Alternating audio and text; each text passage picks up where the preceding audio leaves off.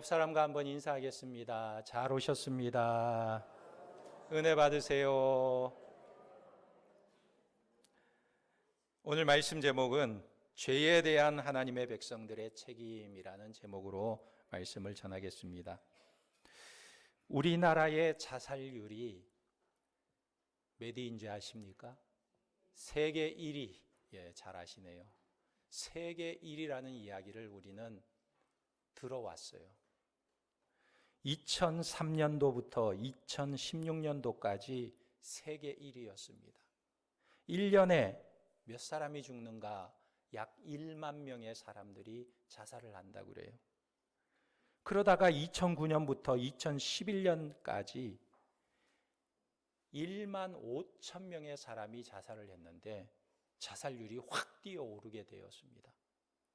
그래서 당시에 워싱턴 포스트지에서 하루 평균 35명이 스스로 목숨을 끊는 한국의 자살률이 지난 10년 사이에 2배로 늘게 되었다. 지금은 세계 최고 수준이다. 이런 기사를 냈습니다. 그러면서 이렇게 말했어요. 번창한 사회의 우려스러운 경향이라는 제목의 기사에서 부유한 국가가 되기 전까지 한국의 자살률은 가장 낮았지만 이제는 인구 10만 명당 자살자가 26명으로 미국의 2.5배가 되었다. 이렇게 보도를 했습니다. 여러분, 우리 의정부 시민이 몇 명일까요? 45만 명 정도 돼요. 그런데 10만 명당 자살자가 26명이라고 그러니까 이 45만 의정부에서만 1년에 117명이 자살하는 거예요. 1년에 117명. 그러니까 얼마나 많은 사람들이 자살합니까? 왜 이런 현상이 일어나느냐? 그 신문은 한국에는 유명인들의 자살이 대중과 언론의 관심사가 되면서 연쇄 반응이 일어난다는 것입니다. 당시에 국민 여배우로 불리던 최진실 씨가 2008년도에 자살했는데 그 후에 한 달 후에 1,700여 명이 자살을 했다고 그래요. 자살률이 70%가 증가해 버렸어요. 그러면서 이 뉴스에 유명 인사들을 게재했는데 최진실, 노무현, 김다울, 최진영 이런 유명 인사들의 사진을 나란히 실으면서 기사를 썼습니다. 그리고 이 신문이 바라보는 한국인들은 자살이라는 전염병에 걸려 있다. 이렇게 말했어요. 전염병에 걸려 있다. 그런데 오늘 본문 말씀에 보면 그런 전염병과 같은 죄악의 문제를 다루고 있다는 거예요. 오늘 본문에 속한 전체 문맥인 신명기 21장에서 25장의 이야기는 가나안 땅의 삶의 현장에서 생길 수 있는 여러 문제들을 다루고 있습니다. 말하자면 지금 하나님의 백성들은 약속의 땅에서 하나님의 통치를 받고 살지만 그럼에도 불구하고 이 땅은 완성된 곳이 아니기 때문에 언제든지 그곳에서 죄가 발생할 수 있다는 거예요. 그런데 죄가 발생했을 때 성도들은 어떻게 해야 하는가? 그래서 신명기 21장에서 25장 전체는 하나님이 주신 땅을 더럽히지 말라는 것이 중요한 메시지인 것입니다. 말하자면 신자의 거룩하고 세상과 구별된 삶의 모습과 정신을 요구하고 있는 것입니다. 그래서 신명기 23장 14절 말씀이 핵심 구절이에요. 뭐라고 말씀하고 있냐면 23장 14절에 보면 이는 내 하나님 여호와께서 너를 구원하시고 적군을 내게 넘기시려고 내 진영 중에서 행하심이라. 그러므로 내 진영을 거룩히 하라. 그리하면 내게서 불결한 것을 보시지 않으므로 너를 떠나지 아니하시리라. 말하자면 하나님께서 우리 가운데 계속해서 임재하시고 행하시도록 하려면 우리가 어떻게 해야 되는가? 이것이 25장까지의 전체 이야기인 것입니다. 그 중에서 신명기 21장은 1절에서 9절에 보면 범인을 모르는 시체 이야기로 시작해서 22절에서 23절에 보면 죄인을 사형시킨 이야기로 끝을 맺습니다. 그런데 그 사이에 10절에서 21절은 가정에서의 일을 언급합니다. 10절에서 14절에는 포로를 사랑할 때 정식 결혼해서 사랑하라. 또 15절에서 17절은 미움받는 아내의 아들이 장자인 경우에 어떻게 할 것인가. 또 18절에서 21절은 패역한 자식을 어떻게 할 것인가. 이런 말씀, 가정에 대한 말씀을 하고 있는 것입니다. 결국 이 모든 말씀들은 무엇을 말하고 있냐면 너는 도대체 어떤 존재냐? 너는 누구냐? 너의 신분에 걸맞는 삶을 살라고 말씀하고 있다는 거예요. 그래서 22절에서 23절에 보면 이렇게 말씀하고 있습니다. 사람이 만일 죽을 죄를 범함으로 내가 그를 죽여 나무 위에 달거든 그 시체를 나무 위에 밤새도록 두지 말고 그날에 장사하여 내 하나님 여호와께서 내게 기업으로 주시는 땅을 더럽히지 말라. 나무에 달린 자는 하나님께 저주를 받았음이니라. 말하자면 21장은 전체를 보면 범인을 모르는 살인사건과 범인이 밝혀져 처형된 시체의 문제를 양쪽으로 등장시키면서 이야기하고 있는 거예요. 그러면서 범인을 알았을 때나 모를 때나 반드시 보호받아야 할 것들이 있는데 그것이 무엇이냐면 하나님의 기업을 더럽히지 말라는 거예요. 하나님의 땅을 더럽히지 말라는 것입니다. 여기서 하나님의 기업은 구약에서는 가나안 땅을 말하지만 신약 시대에는 성도들을 말하고 교회를 말하는 것입니다. 그렇다면 오늘 말씀에서 한 가지 핵심적인 질문이 있다면 그것이 무엇이냐면 어떻게 해야 하나님의 기업, 가나안 땅과 우리의 가정과 교회를 더럽혀지지 않도록 잘 거룩함을 유지할 수 있는가 하는 거예요. 그래서 우리 가운데 어떻게 하나님이 계속해서 행하시도록 할 수 있는가, 이 문제에 대한 말씀이라는 것입니다. 그래서 오늘 말씀에서 말하는 이 거룩은요, 어떤 죄가 있습니다. 범인을 알 수 없는 상황에서 내 죄가 아니라 할지라도 그 죄에 대해서 나는 책임이 없다 이렇게 말하지 말라는 거예요. 8절 말씀을 우리가 한번 볼까요? 여호와께서 주께서 속량하신 주의 백성 이스라엘을 사하시고 무죄한 피를 주의 백성 이스라엘 중에 머물러 두지 마옵소서 하면 그 피 흘린 죄가 사함을 받으리니 너는 이와 같이 여호와께서 보시기에 정직한 일을 행하여 무죄한 자의 피 흘린 죄를 너희 중에서 제할지니라. 그러니까 범죄가 발생하면 그 죄를 저지른 자에게만 책임을 물을 것이 아니라 그 범죄가 일어난 공동체에게 책임을 묻고 있다는 사실이에요. 그래서 범죄가 일어난 공동체에 속한 사람들은 내가 죄를 짓지 않았어도 그 범인이 누구인지 몰라도 모두가 다 하나님 앞에 사함을 받아야 한다는 거예요. 내가 죄를 짓지 않았는데도 공동체에서 죄의 문제가 일어나면 나도 하나님 앞에 사함을 받아야 한다는 것입니다. 그런데 오늘 현대를 사는 우리들을 보면 우리에게 가장 연약한 것이 무엇입니까? 바로 이런 부분이에요. 개인주의가 너무 발달해서 저 사람은 잘못했지만 나는 잘못하지 않았어. 저 사람은 정죄받아 마땅하지만 나는 깨끗하게 살았어. 나는 죄를 짓지 않았으니까 그만이지. 나는 그런 짓을 하지 않아. 그러면서 그 죄인에 대해서 정죄하는 목소리를 높이기가 쉬운 것입니다. 거룩에 대한 책임이 없어요. 그러나 지금 성경은 신자의 책임은 그저 자기가 옳고 정결하고 거룩하면 되는 것이 아니라 빛을 비추어 어둠을 물리치기까지 그것이 신자의 책임이라고 말씀하고 있는 것입니다. 그러면 누가 책임이 있느냐? 시체가 있는 곳에서 살인사건이 일어났어요. 누가 죽였는지 몰라요. 죽인 사람은 분명히 있어요. 이런 죄가 드러났는 그 현장에서 가장 가까운 성읍의 장로들에게 먼저 책임이 있다고 말하고 있는 거예요. 그래서 아직 부리지 않고 멍에를 매지 않은 암송아지를 물이 항상 흐르는 골짜기로 끌고 가서 그의 목을 꺾고 제사장들은 그 암송아지 위에 손을 씻으라 말하고 있어요. 6절 말씀 보세요. 그 피살된 곳에서 제일 가까운 성읍의 모든 장로들은 그 골짜기에서 목을 꺾은 암송아지 위에 손을 씻으며 그랬어요.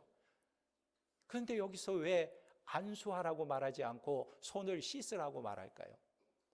안수한다는 것은요, 동일시한다는 거예요. 그러니까 안수하면 그것은 내가 죽였다, 내가 살인자라는 말입니다. 그러나 손을 씻는다는 것은 이 죄가 나와는 상관이 없다는 고백의 선언인 것입니다. 이럴 때 사람들은 말합니다. 아니, 내가 무슨 죄를 지었다고 나보고 손을 씻으래? 내가 왜 그래야 돼? 이런 논리를 펴면서 무책임한 태도를 보일 수 있는데, 너희는 그렇게 하지 말고 손을 씻으면서 이렇게 말하라는 것입니다. 7절에 말하기를 우리의 손이 이 피를 흘리지 아니하였고 우리의 눈이 이것을 보지도 못하였나이다. 여호와여 주께서 속량하신 주의 백성 이스라엘을 사하시고 그랬습니다. 그러니까 공동체는 어떤 책임을 져야 하냐면, 한 공동체 안에 범죄가 일어나면 죄가 거기 털을 잡고 뿌리를 내리지 못하도록, 자리 잡지 못하도록 막으라는 것입니다. 차단하라는 거예요. 그래서 이 말의 뜻은 내가 죄를 지었느냐 아니냐의 문제가 아닙니다. 이 말은 하나님의 공동체에서 그 죄가 들어오지 못하게 하고 자라나서 열매를 맺지 못하게 하라는 말씀이에요. 그래서 3절, 4절에 이렇게 말합니다. 우리가 여기서 세 가지 공통점을 한번 찾아보시기를 바랍니다. 3절, 4절에서 뭘 이야기하고 있는가?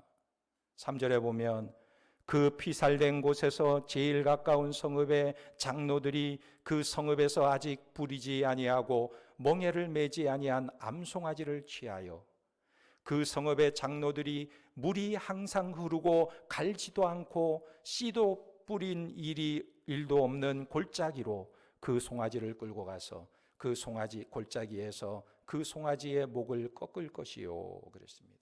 여기서 세 가지 공통점이 뭐가 있나요? 첫째는 아직 부리지 아니하고 멍에를 매지 아니한 암송아지를 취하라 그랬어요. 이것은 뭘 말합니까? 아직 새끼를 낳을 수 없는 암송아지를 취하라는 거예요. 이 송아지의 목을 꺾어서 죄가 다시 잉태되지 못하도록 하라는 거예요. 또 물이 항상 흐르는 곳으로 가라. 물이 흐르면 어떻게 됩니까? 썩지 않아요. 물이 고여 있으면 썩는데 물이 계속 흐르는 곳은 썩지 않습니다. 그리고 씨를 뿌린 일도 없는 골짜기로 가라 그랬어요. 여러분, 밭을 갈거나 무엇을 심거나 경작하지 못하는 땅으로 가라는 거예요. 이것은 뿌리를 내리고 열매가 나지 못하도록 하라는 말씀과 같은 것입니다. 그러니까 이 말이 다 무슨 뜻입니까? 죄가 들어와서 그 죄가 자리를 잡고 열매를 맺지 못하도록 차단하라는 거예요. 내가 죄를 짓지 않은 것으로 책임이 끝나는 것이 아니라 그 죄가 공동체 안에서 자리를 잡고 뿌리를 내리고 열매를 맺지 못하도록 해야 한다는 거예요. 다시 말하면 오늘 이 말씀은 죄의 전념성을 이야기하고 있는 것입니다. 전념되지 않도록, 죄가 퍼져나가지 않도록 하라는 거예요.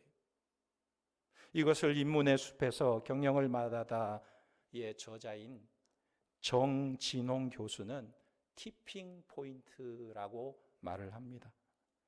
튀어오르는 포인트다. 대중의 반응이요, 한순간에 폭발적으로 늘어날 때를 티핑 포인트라고 말한다는 거예요. 마치 가을 단풍이 온 천지를 물들이는 것과 같은 것입니다. 우리가 9월 말 지금이죠. 10월 초 되면 저 설악산에 단풍이 물들기 시작하는데, 이 단풍이요, 산에서 물들어 내려오는데 얼마나 빠른 속도로 물드냐면 하루에 약 40km씩 물들어서 내려온대요. 40km. 그런데 북에서 남쪽으로 단풍이 물들어 내려가는데, 북에서 남쪽으로는 하루에 약 20km씩 단풍이 물들어 내려간다는 거예요. 그러다가 어느 순간이 되면요, 어제 저녁에는 파랗던 나뭇잎이 하루가 바뀌어서 빨갛게 물들어 있는 모습을 보게 되는 거예요. 그래서 도시의 아스팔트까지 빨갛게 다 뒤덮어 버린다는 거예요. 이것을 전진영 교수는 이렇게 표현을 합니다. 색감의 바이러스를 산포하면서 점령군처럼 다가오는 자연의 티핑 포인트다, 이렇게 표현했어요. 참 어렵게 표현하죠.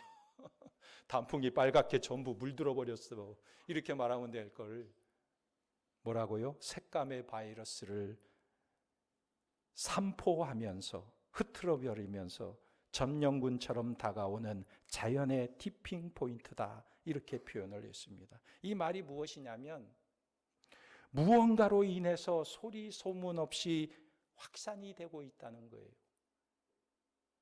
그런데 원래 이 말이 언제 시작되었냐면 1970년대 미국 동북부에 살던 백인들이 도시로 밀려드는 흑인들 때문에 어느 순간 모조리 다 교회로 빠져나가 버렸다는 거예요. 이런 현상을 티핑 포인트라고 말했는데, 그래서 도시학자들이 연구해 보니까 한 도시에 흑인의 숫자가 약 20%를 넘어가면 그 시점에서 거짓말처럼 거의 모든 백인들이 한순간에 그 지역을 빠져나가더라는 거예요. 그래서 이것을 티핑 포인트, 마음의 변화, 사회적인 전염이라고 정의를 했던 것입니다. 그런데 오늘 하나님께서 무엇을 말씀하시냐면 바로 그 티핑 포인트, 사회적 전염성을 염려하고 계시는 거예요. 성도라면 자기가 살고 있는 세상의 죄악이 내 마음과 내 삶과 내 공동체와 교회를 오염시키는 것에 대해서 늘 민감해야 하는 것입니다. 내가 죄를 지었느냐 아니냐의 문제가 아니에요. 나와 상관없이 죄라는 것은 한번 발생하면 매우 큰 영향력을 발휘하기 때문에 이 죄가 도대체 누구의 죄냐, 누가 그랬느냐 따질 것이 아니라 그 죄를 놓고, 죄의 문제를 놓고 내 책임입니다, 내가 지은 죄는 아니어도 내 탓입니다 라고 고백함으로 그 전염성을 차단하라는 거예요.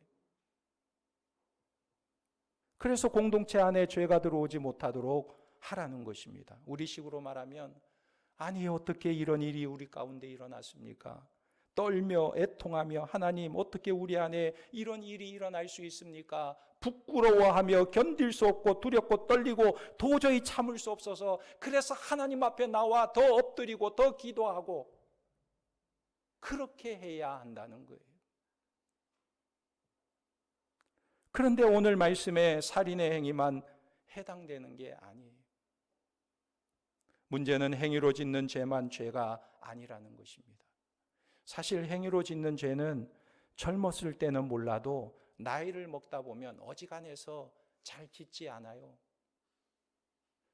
그 대신에 나이를 먹을수록 우리는 마음으로 짓는 죄, 말로 짓는 죄, 성품의 죄, 교모하게 짓는 죄는 자꾸 늘어가는 거예요. 우리 교회와 가정, 그리고 내 마음과 삶 속에 살인은 하지 않지만 미움이 자꾸 늘어가고 다툼이 있고 험담이 난무하고 분노와 시기가, 죄가 자꾸 늘어간다면 이것은 심각한 문제라는 거예요. 그래서 그것을 교묘히 종교적인 겉모습으로 꾸미기도 합니다. 나는 하나님의 영광을 위해서 이렇게 할 수밖에 없어, 교회를 지키기 위해서 이렇게 소리를 낼 수밖에 없어, 이렇게 주장하기도 하는 거예요. 그러나 주님은 그런 모습에 대해서 아주 엄하게 경고하고 있어요. 디모데후서 2장 14절에서 27절 말씀에 보면 이런 말씀이 있습니다. 너는 이 일을 기억하게 하여 말다툼을 하지 말라고 하나님 앞에서 엄히 명하라. 이는 유익이 하나도 없고 도리어 듣는 자들을 망하게 함이라 그랬어요. 여기서 너는 누굽니까? 감옥에 있는 디모데에게 바울이 하는 말입니다. 그들은 누구예요? 에베소 교회의 유력한 사람 부겔로와 허모게네라는 사람들에게 말하는 거예요. 이 일을 기억하게 하여 그랬어요. 주와 함께 고난받으면 주와 함께 왕노릇할 것이며 주님은 항상 미쁘시다는 사실을 기억하라는 것입니다. 저들이 기억하지 못해서 망했다는 거예요. 그래서 뭘 강조하냐면 말다툼을 하지 말라고 하나님 앞에 엄히 명하라. 말다툼을 하지 말라. 엄히 명하라 말하고 있어요. 왜요? 이는 그랬어요. 그 이유가 뭐냐면 유익이 하나도 없고 도리어 듣는 자들을 망하게 함이라 그랬어요. 여러분, 사람이 말을 할 때 자기 말을 강하게 주장하는 사람은 자기가 옳다고 생각하고 강하게 주장하는 것입니다. 그런데 중요한 것은요, 내가 옳기 때문에 강하게 주장하는 그것을 옆에 있는 사람들이 보면서 그 영혼은 병들고 불신의 길, 멸망의 길로 갈 수가 있다는 거예요. 그러니까 말다툼의 문제는 영혼 구원의 문제입니다. 그 책임을 어떻게 감당할 것이냐 묻고 있는 거예요. 그래서 우리는 뭘 해야 하냐면 15절에 너는 진리의 말씀을 옳게 분별하여 부끄러울 것이 없는 일꾼으로 인정된 자로 자신을 하나님 앞에 드리기를 힘쓰라 그랬어요. 그러니까 우리 성도들이 왕노릇을 하는 구체적인 방법이 무엇이냐면 왕다운 품위를 지키는 거예요. 그것이 말다툼의 문제인데, 말하자면 내 말이 나오는 대로 마구 뱉어내는 것이 아니라 예수 그리스도의 진리를 붙잡고 사는 것이 왕노릇하는 것이라는 말씀이에요.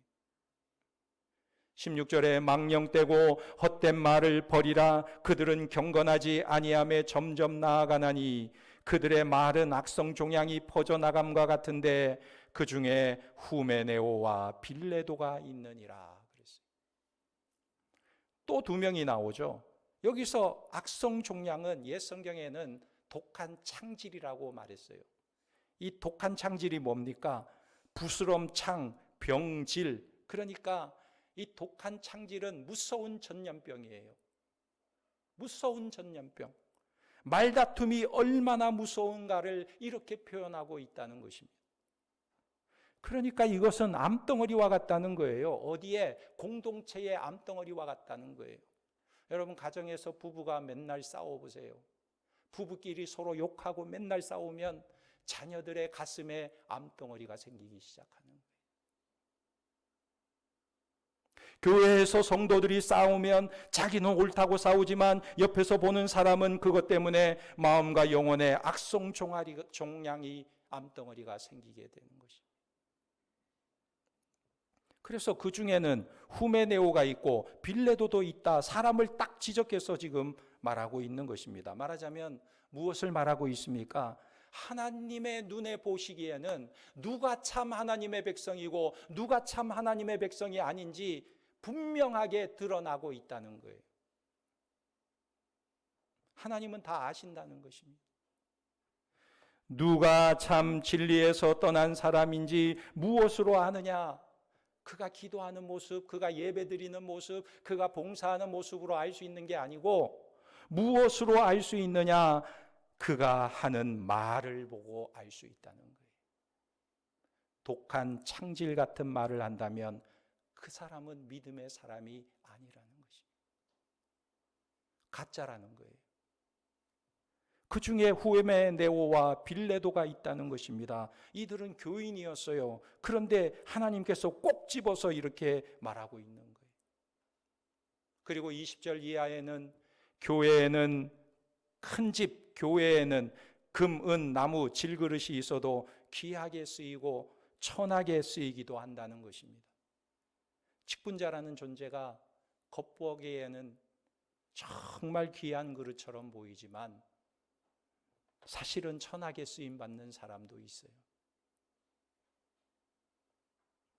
그게 뭐냐면 말 때문에 그렇다는 거예요. 말 때문에. 그래서 21절에 누구든지 이런 것에서 자기를 깨끗하게 하면 귀하게 쓰는 그릇이 되리라 그랬습니다. 그래서 23절에서 26절에 보면 어리석고 무식한 변론을 버리라 그랬어요. 왜 여기서 무식한 변론이라고 표현했을까요? 네가 알면 얼마나 아느냐는 거예요. 너가 그렇게 똑똑하냐는 것입니다. 어떤 사람은 책 한 권 읽고 전부를 아는 것처럼 말하는 사람이 있어요. 그런데 어떤 사람은 책 3,000권을 읽고도 겸손하게 자기의 부족함을 나타내는 사람이 있어요. 그러니까 여기서 왜 무식한 변론이라고 말하느냐? 이에서 다툼이 나는 줄 알미라 그랬습니다. 주의 종은 마땅히 다투지 아니하고 모든 사람에 대하여 온유하며 가르치기를 잘하며 참으며 거역하는 자를 온유함으로 훈계할지니 그랬어요. 이런 모습이 귀하게 쓰임받는 모습이다 말하는 거예요. 여러분, 겉으로 보기에는 금그릇 같아도 천한 자가 있어요. 그러나 겉으로 보기에는 질그릇 같아도 귀하게 보이는 자가 있는 것입니다. 여러분들은 귀한 성도들이 되시기를 주님의 이름으로 축원합니다. 그렇다면 귀한 성도는 누구냐? 혼신의 힘을 다해 공동체 안에 있는 죄를 막는 자예요. 막는 자. 오늘 본문의 최대의 핵심은 공동체에 번지는 죄악에 대한 것을 말하고 있는데, 그렇다면 공동체를 더럽히는 죄악 중에서도 가장 첫 번째가 무엇이냐? 그게 바로 말의 문제라는 거예요. 말. 범인을 못 찾은 시체를 앞에 두고 누가 그랬을까? 누가 그랬을까? 누가 지나간 것 같은데 그놈이 그러지 않았을까? 누가 그랬을까? 말하기보다 이스라엘 공동체가 모두가 다 암송아지의 목을 꺾은 다음에 제사장을 불러놓고 다 놓고 그 위에 손을 씻듯이 우리도 우리의 암송아지 대신 예수 그리스도의 십자가 앞에 손을 씻으며 고백해야 한다는 거예요. 주님, 제가 비록 살인죄를 짓지는 않았지만 그 죄에 대한 책임이 없다고 말할 수 없습니다. 저에게도 마음의 분노가 있고 미움이 있고 특히 말다툼과 무식한 변론과 영혼을 멸망케 하는 언행심사의 죄악을 저지르고 나도 모르게 그것이 우리 공동체 안에 은밀하게 번져가는 일에 일조한 죄인입니다. 이렇게 고백하라는 거예요. 나는 안 그러는데, 나는 안 했는데 이러지 말라는 것입니다. 오늘 본문이 그것을 말하고 있는 거예요. 공동체에 죄가 있을 때 나는 아니라고 발뺌하지 말고 흑암을 몰아내는 빛으로 우리 주변에 들어오는 죄악을 몰아내고 거룩을 지켜내는 일을 해야 한다는 것입니다. 아니, 어떻게 우리 가운데 이런 일이 일어났습니까? 떨며 애통하며 부끄러워하며 내 탓이라고 자복하고 다시는 세상 정신이 교회와 신자의 삶과 가정에 들어오지 못하게 막는 댐이 되라고 성경은 우리에게 말씀하고 있는 거예요. 그러기 위해서는 말씀 앞에 책임 있는 삶을 살라는 거예요. 여러분, 한 사람 한 사람이 자기 책임을 다하되 내가 몸담고 있는 공동체를 공의와 사랑이 시행되는 공동체로 만들기 위해서는 내 탓입니다. 내 탓입니다. 고백하면서 세상 정신과 독한 창질 같은 다툼과 사회적인 전염병으로부터 교회와 가정을 지켜내는 파수국가 같은 거룩한 하나님의 백성들이 다 되시기를 예수님의 이름으로 축원합니다. 아멘. 기도하겠습니다.